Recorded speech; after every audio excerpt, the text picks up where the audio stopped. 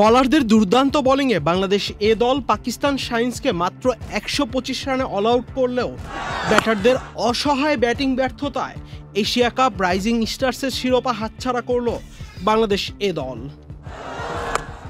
ব্যাটাতে বাংলাদেশের শুরুটা হয় বেশ ভালো। পাওয়ার প্লের প্রথম ২ ওভারে টাইগাররা সংগ্রহ করে বিনা উইকেটে ২১ রান। ঠিক তারপর থেকে নিয়মিত উইকেট হারাতে থাকে বাংলাদেশ এ দল। ব্যাটসম্যানরা ব্যস্ত থাকে যাওয়া আসার মিছিলে। ওপেনার হাবিবুর রহমান সুহান ও মিডল অর্ডারের মেহরব ছাড়া টপ অর্ডার কিংবা মিডল অর্ডারের কেউই ২ অঙ্কের দেখা পায়নি।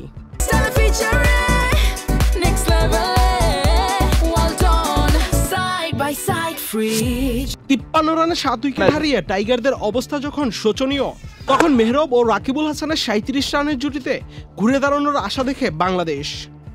শেষ দিকে ত্রাণ কর্তা হিসেবে হাজির হন রিপন মন্ডল ও সাকলায়েন। এই দুজনের দুর্দান্ত ৩০ রানের জুটিতে ২০ ওভার শেষে ম্যাচ হয় টাই। ফলাফল ম্যাচ গড়ায় সুপার ওভারে। সুপার ওভারে আবারও ব্যর্থ টাইগার ব্যাটাররা। প্রথমে ব্যাট করতে এসে বাংলাদেশের ব্যাটসম্যানরা ২ উইকেট হারিয়ে সংগ্রহ করে মাত্র ৬ রান। পাকিস্তানি ব্যাটাররা ২ বল হাতে রেখেই সহজেই টপকে যান এই টার্গেট। সুপার ওভারে হেরে এশিয়া কাপ রাইজিং স্টার্সের শিরোপা হাতছাড়া করল বাংলাদেশ। এ নিয়ে তৃতীয়বারের মতো শিরোপা জিতল Pakistan Shaheens. Bangladesh Asia cup rising স্টার্সের ফাইনালে ২ বার খেললেও এখন পর্যন্ত শিরোপার স্বাদ নিতে পারল না। এই পরাজয় বড় টুর্নামেন্টে বাংলাদেশের আরও একটি হতশ্রী পারফরমেন্সকেই তুলে ধরে। আহমেদ শাফি, চ্যানেল আই।